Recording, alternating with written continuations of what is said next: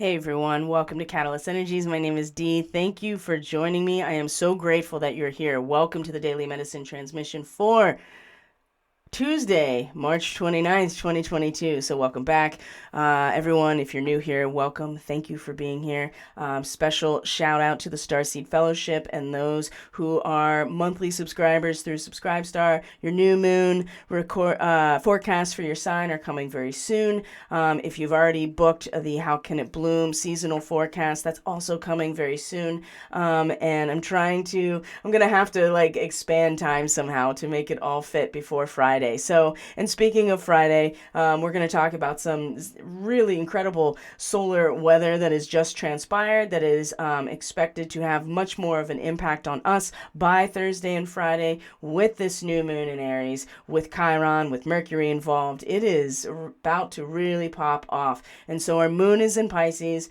There aren't a ton of transits, right? It's not a lot, but the ones that are happening today, they're very impactful. And so I'm going to take some time to look at them and get an idea of what they're all about. But in the meantime, I do want to just give the Cliff Notes version of what has transpired in terms of our sun and our star and the solar weather that has transpired in the last day, even since after the Starseed ministry streamed yesterday. And so this is a conversation that's been happening now for a little while about solar weather and the impact on us physically and magnetically and spiritually. So I'm going to give the Cliff Notes, but I've also linked 2 videos in the description box below from Suspicious Observers because he does just such a great job of breaking it down, and he's very focused on these particular events in the last 2.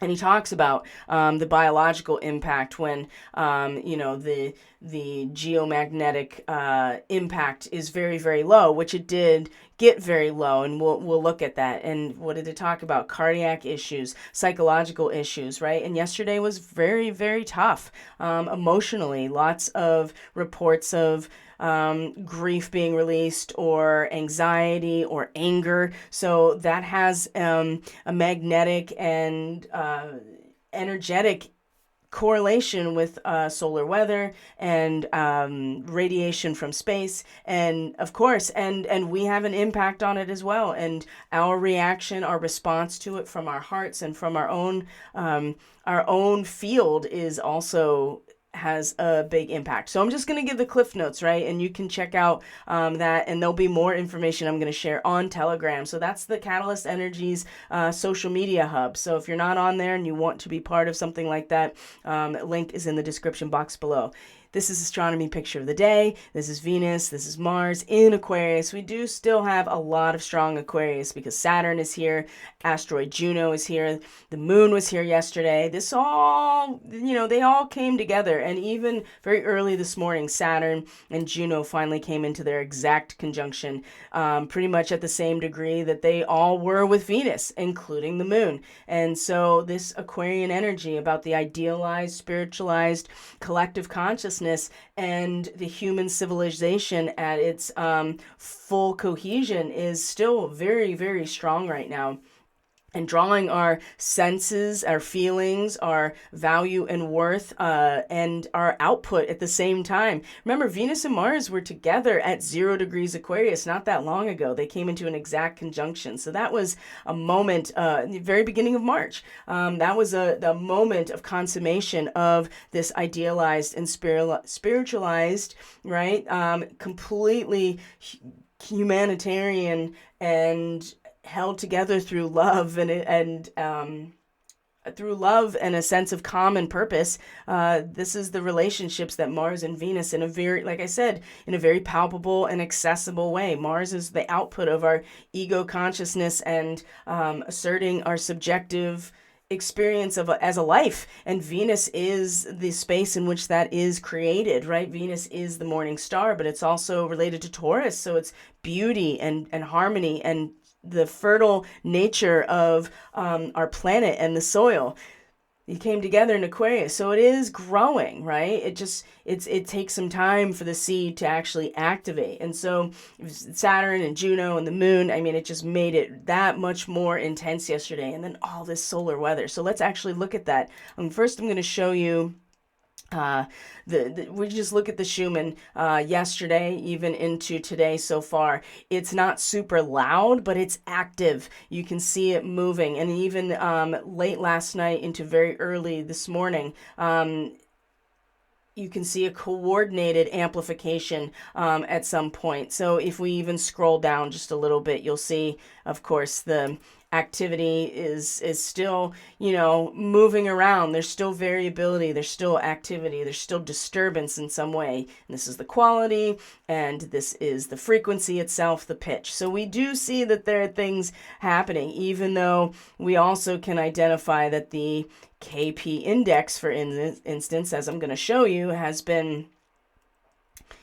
it kind of bottomed out. And you can actually see that here as we look at the solar wind speed, the solar wind temperature down here at this point, and even the geomagnetic effect itself up on the top here. You can see that there's a lot more disturbances, and the wind speed and temperature went up because we were in a coronal hole stream, and then it bottomed out again. But during the time that it bottomed out, we had 7 solar flares from one sunspot yesterday. So let me show you the KP index real quick so you see what I'm talking about, right? This here. So this was yesterday. A lot of geomagnetic disturbance yesterday during the day or the night before, right? People still talked about having a hard time sleeping. This is where a lot of people were expressing some grief and anger, and then it just dropped off, and then it bottomed out. And this is where cardiac issues, this is where psychological issues are impacted more, because there's more exposure to cosmic rays when this bottoms out or becomes too calm and stable. But then it started to build back up again. So we also can see that correlation between lots of people's behavior yesterday and feelings and what's going on in the magnetosphere. So, but what we see here, if we scroll back up real quick, is, if you can even see it, and this is something that is, this is the solar flares themselves, right? You can see the X-ray flux, going up, and there's a lot of activity and variability. So there were 7 flares. 2 of them have released CMEs that are going to hit us. We already have a CME on the way, as we're going to, as we talked about, I think we talked about that 2 days ago or yesterday. There's still a CME on the way. There's a coronal hole stream that is on the way. Here, let me get this, there we go, positioned. There's a coronal hole stream on the way, right? So we are due from bombardment of plasma stream after plasma stream after plasma stream from these solar flares. And we don't know if there are going to be any more that any sunspots that flare out between now and then either. So there is the possibility of a consistent impact with plasma from solar flares and the coronal mass ejection, and then just being in the coronal hole stream itself. So there's some good animations on those videos. Like I said, they'll be on Telegram, but also linked in this video as well. So let's get into the astrology, because that is where we can actually be consciously aware of the cosmic time clock, at least, and how we can work with it. I still think that there is a lot of fear around understanding astrology, and a lot of which has to do with it being utilized in a way that has been just for service to self and to manipulate everyone else. And so being aware of this, even if you don't use it for your own ends, but just to be in alignment with what's happening, I think is really, really important. And that's a conversation I would love to be having with other people who are very much no, that is a distortion, or that is an expression of witchcraft, or divination is allowing in entities that you don't want to be here. This is an interesting conversation, and I want to be able to keep talking about it. Anyway, but I also am going to keep talking about astrology and doing readings for people, because it's really, really helping all of us get a sense of what we're here for and how we can best align with that in our daily lives, and timing as well. So, like I said, there's not a ton of transits today, but the moon is in Pisces now. So there's a couple that I definitely want to look at that are very relevant and impactful. Number one, the moon at 6 to 7 degrees Pisces is going to be in a direct trine, a water trine to Black Moon Lilith in Cancer. Okay, so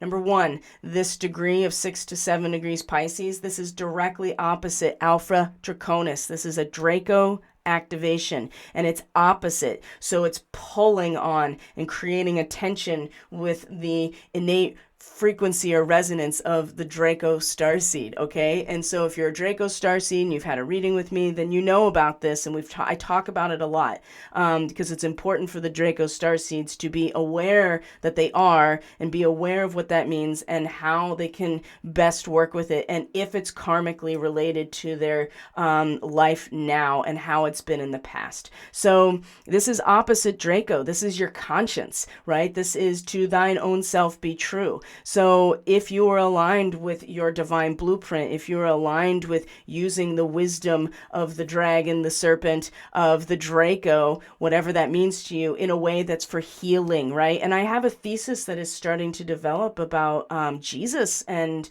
this whole aspect, and the Orion nature as well, that I'm going to share with the fellowship coming up very soon. But this is to thine own self be true. This is what this degree of Pisces is. And it's the stirring of our inner voice.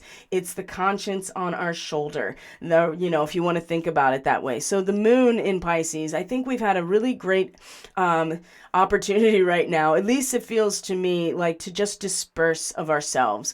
It's been so intense, and that Venus-Saturn conjunction with the moon yesterday in Aquarius is just so high energy. And then all of those flares popping off all day yesterday, and hurling plasma towards us right now. I think it's really helped to just allow ourselves to surrender to the experience and to feel it. And this particular degree, as the opposition to Draco, is if you are aligned with your service to others template, if you're aligned with that experience of surrender to the will of God or divine source, if you're aligned with yourself in that journey, then that inner stirring is going to guide you, right? Now, part of this trine to Lilith in Cancer is tapping into not just our own subconscious, right? Because that's really what the moon is reflecting, that ability for our subconscious to access information that is it's not necessarily based on thought or idea or mental energy, but feelings, images, notions, instincts, right? Energetic, magnetic patterns. The moon represents our subconscious able to access this space. So in Pisces, we're really having an opportunity to tap into who we are. So this trine really sets up two very distinct dynamics. You can either find yourself tapping into a place of total fantasy and make-believe as a self-preservation mechanism, and believing or identifying or completely surrendering yourself to that as a way to feel like that you're being true to yourself, which you're actually just lying. This is total, absolute delusion that is now finding a root in something even more deep into the fantasy, if that makes sense. Okay, this is very tricky. Okay, this is very tricky. But what this also is an incredible moment of emotional depth and strength and courage, and a sense of real healing that can be drawn upon from not just our own history, but humanity's history, right? The imagination, a healing imagination, and these vital processes that are at the core of who we are. And this is our human divine blueprint. This is our mitochondrial DNA, right? This is, yes, Lilith as the divine feminine tapped into the probably the most feminine of the human consciousness signs, which is Cancer, right? This is where we each find our own individual power. And it's about the forces that are deeper and beyond the vital processes of our own personal emotions. This is a real opportunity, like I said, to heal.